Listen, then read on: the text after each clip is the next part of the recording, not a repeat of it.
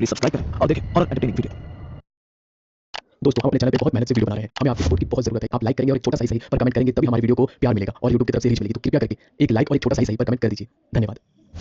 दोस्तों नजर के बारे में अक्सर आपने सुना हो जाना होगा। कहते हैं अगर एक बार किसी की काली नजर लग जाए तो बड़ी से बड़ी हस्ती की काया मुक्ति मिल जाती है। तो चलिए ऐसे ही डर से जुड़ी एक रोचक कहानी की। बस कुछ देर की और बात है, फिर तेरी बलि से मेरा बेटा ठीक हो जाएगा। आखिर कौन थी वो औरत जो उस लड़की की बलि चढ़ाना चाहती थी? ये जानने के लिए आपको कहानी में आगे जाना होगा। बंद रोशनी में चमकते कैनवास, दीवारों पर लटकती दर्जनों पेंटिंग्स और बीच हॉल में खड़ा आ जाए 23 साल का साधारण पर आकर्षक सा लड़का। उसकी आंखों में उत्सुकता थी, जैसे उन कलाओं में उसे बहुत रुचि हो। पेंटिंग्स की भीड़ के बीच उसकी नजर ठिठक गई। सामने एक बड़ी सी कैनवास पर एक लड़की बैठी थी, नीले गाउन में, चेहरे पर हल्की मुस्कान, और उसके पास एक लड़का जिसका चेहरा देखकर अजय का दिल थम गया। दरअसल उस पेंटिंग में उसकी ही शक्ल का एक व्यक्ति हूबहू मौजूद था।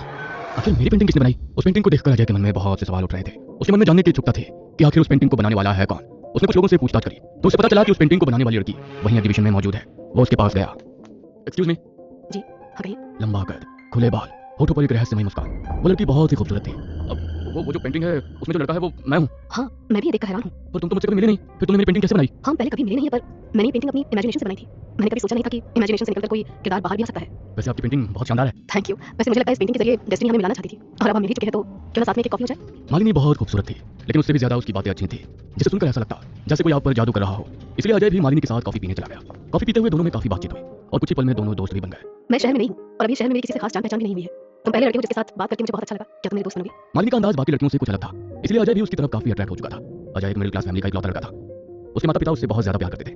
वो यूपीएससी एग्जाम की तैयारी कर रहा था। अगले दिन की बात है, अजय अपने इंस्टीट्यूट से पढ़कर बाहर निकला ही था कि तभी उसे मालिनी मिली। हाय अजय, कैसे हो? तुम यहाँ? और तुम्हें कैसे पता मैं यहाँ मिलूंगा? अरे कल तुमने ही तो बताया था कि तुम इस इंस्टीट्यूट में पढ़ते हो। मैंने बताया था। अरे बाबा हाँ, अगर तुमने नहीं बताया होता तो यहाँ कैसे आती? तुम शायद भूल गए होंगे। अच्छा चलो, पास में एक पार्क है, वहाँ पर चलकर थोड़ी बातचीत करते हैं। अजय मालिनी के साथ पार्क में गया। ये देखो अजय, मैं तुम्हारे लिए क्या लेकर आई हूँ। मेरी मम्मा ने खास तुम्हारे लिए भेजी है खीर। थैंक यू, ये तुम मुझे दे दो, मैं घर पर खा लूंगा। अरे घर पर क्यों खाना जब मैं यहीं हूँ? खीर तो मैं यहीं खानी होगी। मालिनी का अंदाज थोड़ा अलग था, पर अजय को अच्छा लग रहा था कि कोई लड़की उसका इतने प्यार से ध्यान रख रही है।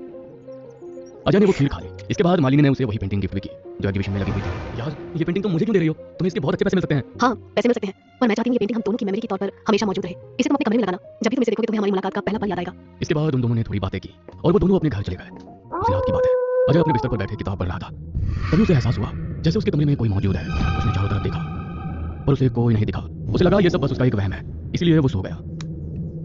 उसे सोया भी कुछ ही समय बीता था कि तभी उसे अपनी छाती पर भारीपन महसूस होने लगा। उसे सांस लेने में बेचैनी होने लगी। उसकी धड़कन की रफ्तार तेज हो गई थी। उसकी आंखें बंद थी पर घबराहट उसके चेहरे पर साफ साफ नजर आ रही थी। पसीने से उसका शरीर पूरी तरह से भीग चुका था। तभी वो घबराते हुए उठा। ये क्या था? मुझे ऐसा क्यों लगा जैसे मानो कोई मेरी छाती पर बैठा हुआ था। आज से पहले तो कभी ऐसा महसूस नहीं हुआ। तभी अजय को महसूस हुआ मानो उसका शरीर पूरी तरह से तप रहा है। उसने अपना टेम्परेचर चेक किया। उसे बहुत तेज बुखार था। शायद बुखार की वजह से मुझे बेचैनी महसूस हो रही है। जिसके बाद अजय ने मेडिसिन खाई और सो गया। अगले दिन सुबह अजय की मां मंदिर में पूजा कर रही थी, लेकिन आज अजय अपने कमरे से रेडी होकर बाहर ही नहीं आया था। इसलिए उसकी मां उसके कमरे में गई। अजय बेटा, आज इतनी देर तक क्यों सो रहे हो? और जाओ, तुम्हें कॉलेज भी तो जाना है ना। अजय उठा पर उसकी आंखें पूरी तरह से लाल थी। शरीर पर जगह जगह लाल निशान हो रहे थे। बेटा ये कैसे निशान है तुम्हारे शरीर पर? और तुम्हारी आंखें इतनी लाल क्यों हो रही हैं? तुम्हारी तबीयत ठीक नहीं है क्या? हाँ माँ, रात को बहुत ही फीवर था। मैंने मेडिसिन खाई पर अभी भी सर में बहुत तेज दर्द हो रहा है, इसलिए आज इंस्टीट्यूट नहीं जाऊंगा और घर पर ही थोड़ा रेस्ट करूंगा। ठीक है बेटा, तुम रेस्ट करो, मैं डॉक्टर को घर पर बुला लूंगी। उसी दोपहर की बात है, अजय को मालिनी का वीडियो कॉल आया। हाय अजय, कैसे हो? कुछ खास नहीं, तबीयत ठीक नहीं है इसलिए आज घर पर ही रेस्ट कर रहा हूँ। तो तुमने मेडिसिन ली? एक काम करो, तुम मेरे घर आ जाओ। मेरी मम्मी आयुर्वेद जानती है, देखना उनके एक काढ़े से तुम्हारी तबीयत फर्स्ट क्लास हो जाएगी। अरे नहीं, मैं भी ठीक हूँ, मैंने मेडिसिन खा लिया, तुम परेशान मत हो। अजय वीडियो कॉल पर बात कर रहा था कि तभी अजय को महसूस हुआ जैसे मालिनी का चेहरा एक भयानक रूप में बदल गया। वो बहुत डरावनी दिख रही थी। ये देख उसके हाथों से फोन छूटकर नीचे गिर गया। क्या हुआ अजय? Hello hello Ajay. अजय ने फोन उठाया तो फोन पर सब कुछ बिल्कुल ठीक था। शायद नेटवर्क इशू हुआ होगा, इसलिए स्क्रीन मुझे ऐसी दिखी। नहीं, अब सब ठीक है। धीरे धीरे अजय और मालिनी की नजदीकियां बढ़ने लगी। मालिनी अक्सर अजय के लिए कुछ ना कुछ गिफ्ट लाया करती थी। वो उसका बहुत ध्यान रखती थी। ये क्या है मालिनी? ये काला धागा है, तुम्हें हर बुरी नजर से बचाकर रखेगा। अच्छा अजय, एक बात कहनी थी, कल मेरे घर में पूजा है, क्या तुम मेरे घर आ सकते हो? मम्मी खास तुमसे मिलना चाहती है, तुम हमारी पूजा में शामिल होंगे तो हमें बहुत अच्छा लगेगा। ठीक है, मैं आ जाऊंगा। वैसे पूजा कितने बजे की है? तुम कल शाम को पहुंच जाना, पूजा रात की है। अगले दिन की बात है, अजय तैयार होकर दिन के 4 बजे अपने घर से निकल गया। तकरीबन शाम के 5 बजे थे कि वो मालिनी के घर पहुंच गया। मालिनी का घर बाहर से बहुत अजीब था, जैसे मानो बरसों से इसमें कोई रहता ही ना हो। घर के बाहर पहुंचकर उसने मालिनी को कॉल किया तो मालिनी उसे लेने के लिए घर से बाहर आई। अंदर आओ अजय, बाहर क्यों खड़े हो? मालिनी के कहने पर अजय उसके साथ घर के अंदर जाता है, जहाँ एक औरत अपने हाथों में एक आरती की थाली लिए खड़ी थी। पर वो थाली कुछ अजीब थी। उसमें पूजा की सामग्रियों की जगह लाल मिर्च, काला तिल, नींबू और अजीब चीजें रखी हुई थी। ये क्या है? ये हमारे यहाँ का रिवाज है, हम मेहमानों का ऐसे ही स्वागत करते हैं। जिसके बाद मालिनी की मां अपने मुंह में कुछ बड़बड़ाते हुए अजय की उल्टी तरफ आरती उतारती है और कुछ मिर्ची उसके ऊपर से फेर कर थाली में रख देती है। ये सब देख अजय को थोड़ा अजीब लग रहा था, पर उसने सोचा शायद ये मालिनी के यहाँ का कल्चर है, इसलिए वो कुछ नहीं बोला। कितना इंतजार कराया तुमने बेटा, जानते हो मैं तुमसे मिलने के लिए कब से इंतजार कर रही थी। आओ अंदर आओ बेटा। जिसके बाद अजय घर के अंदर जाता है, पर मालिनी के घर का वातावरण बहुत अजीब था। घर के अंदर रोशनी बहुत हल्की थी और एक अजीब सी गीली बदबू चारों ओर फैली हुई थी। मालिनी और उसकी मां उसे घर के अंदर ले गई, जहाँ एक बड़ा सा दरवाजा था। जैसे ही उसने उसमें प्रवेश किया, अजय ने एक बड़ी सी मूर्ति देखी उस मूर्ति को देखकर अजय को महसूस हो गया था कि ये किसी भगवान की मूर्ति तो नहीं है, क्योंकि उसकी डरावनी सी जीभ किसी राक्षस के समान प्रतीत कर रही थी। अब अजय के मन में घबराहट और बढ़ने लगी। बेटा, ये हमारे कुल के देवता है, तुम इनसे हाथ जोड़कर आशीर्वाद लो। आंटी जी, मुझे मेरी तबीयत कुछ ठीक नहीं लग रही है, मैं घर जाना चाहता हूँ। अरे बेटा, तुम अभी तो आए हो, अभी तो हमें कितनी सारी बातें करनी है, और आज पूजा भी तो है घर पर, तुम ऐसे नहीं जा सकते। नहीं आंटी जी, मैं फिर कभी आ जाऊंगा, पर अभी फिलहाल मेरी तबीयत ठीक नहीं लग रही। अच्छा ठीक है बेटा, पर पहले तुम हमारे देवता के सामने हाथ तो जोड़ लो। हाँ आंटी जी, मैं अभी जोड़ लेता हूँ। ऐसा कहकर अजय ने अपने हाथ जोड़े और तभी सुनीता ने लाल रंग का सिंदूर अजय पर फेंका। सुनीता ने अजय पर कुछ ऐसा पदार्थ डाला था जिसके चलते अजय अपने शरीर को हिला तक नहीं पा रहा था। वो एक पुतले के समान उस हाथ जोड़ने की अवस्था में खड़ा था, जिसे सब दिखाई सुनाई तो दे रहा था, पर वो अपने शरीर को हिलाने में असमर्थ था। बस एक पुतले की तरह खड़े होकर वो सुनीता और मालिनी को देख रहा था। सॉरी बेटा, पर तुम यहाँ से कहीं नहीं जा सकते। कितनी मुश्किलों से तो तुम्हें फंसाया है, तुम्हें शायद नहीं पता, पर तुम यहाँ से अब कभी वापस नहीं जा सकते। आज तुम्हारी वजह से मेरा बेटा जो सालों से अपाहिज है वो ठीक हो जाएगा। ओह अजय, डरो मत, बस पल भर का दर्द था, फिर तुम्हें सब चीज से आजादी मिल जाएगी। तुम्हें पता है हमारी पहली मुलाकात जो एग्जीबिशन में हुई थी, वो पेंटिंग में तुम्हारा चेहरा, वो सब कोई इत्तेफाक नहीं था, वो सब कुछ मेरी माँ का बुना हुआ जाल था जिसमें तुम फंस चुके हो। तुम्हें शायद याद नहीं, पर आज से 1 महीने पहले तुम मेरी माँ को एक मेले में हाथ दिखा रहे थे। उसी दिन मेरी माँ ने तुम्हारा नक्षत्र कुंडली सब देख लिया था, जिसकी तलाश न जाने कब से हमें थी। तुम रोहिणी नक्षत्र में जन्मे वो बच्चे हो जिससे मेरे भाई का जन्म भी हुआ था। बस तुम्हारी बलि ही मेरे भाई को पूरी तरीके से ठीक कर सकती है। तुम्हें पता है तुम्हें वश में करने के लिए हमें कितने तंत्र मंत्र करने पड़े। वो खीर जो मैंने तुम्हें उस दिन खिलाई थी वो कोई साधारण खीर नहीं थी, उसके द्वारा मैंने तुम पर वशीकरण किया। और वो पेंटिंग जो मैंने तुम्हें गिफ्ट करी थी उस पर भी मैंने तंत्र किया था, ताकि मैं तुम पर पल पल नजर रख सकूं।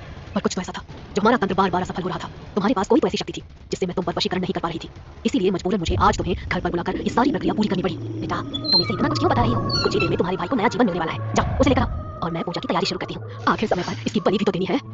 सुनीता के कहे अनुसार मालिनी अपने भाई को लेने अपने कमरे में गई। सुनीता भी पूजा की तैयारियों में व्यस्त हो गई तथा वो कुछ सामान लेने के लिए अपने कमरे से बाहर चली गई। थोड़ी देर बाद मालिनी की चीख की आवाज सुनकर सुनीता आई। वहां पहुंचकर उसने कुछ ऐसा देखा जिससे उसकी आंखें फटी। दरअसल अजय वहां मौजूद ही नहीं था। वहाँ अजय कहाँ गया? मैंने पूरा घर ढूंढ लिया, वो कहीं नहीं है। पर ऐसे कैसे हो सकता है? मेरे वशीकरण को कौन तोड़ सकता है? वो तो अपने हाथ पैर तक भी हिला नहीं सकता था, वो यहाँ से भागा कैसे? माँ, जरूर कोई शक्ति उसके साथ है जिससे वो हमारे पार से बच निकला। मालिनी और सुनीता के वहां से बचकर अजय भाग रहा था। वो इतना डरा हुआ था कि उसे खुद समझ में नहीं आ रहा था। थोड़ी दूर पहुंचकर उसका फोन बजने लगा। उसने फोन उठाया तो उसकी माँ फोन कॉल पर थी। बेटा, तू कहाँ है? तू ठीक तो है ना? थोड़ी देर पहले तेरे पिता पर हमारे पिता आए थे, उन्होंने बताया कि तेरी जान संकट में है। मेरा बेटा संकट में है, उसे बचा ले, मौत के मुंह में गया है वो डायने उसे छोड़ेंगी नहीं। मेरे बेटे को बचा लीजिए, आपने तो हमारी हमेशा सहायता की है, आज भी आप ही हमें इस मुसीबत से बाहर निकाल सकते हैं।